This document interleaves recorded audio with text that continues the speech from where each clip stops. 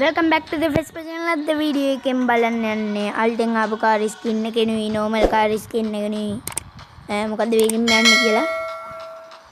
මං හිතුවේ මේක normal එක වගේම නිකන් පාට වගේ තියෙන එකක් කියලා. ඒත් මේක වෙකින් යනවද කොහෙද මන් දන්නේ නැහැ. ඔයගොල්ලෝ වීඩියෝ එක බලන්න.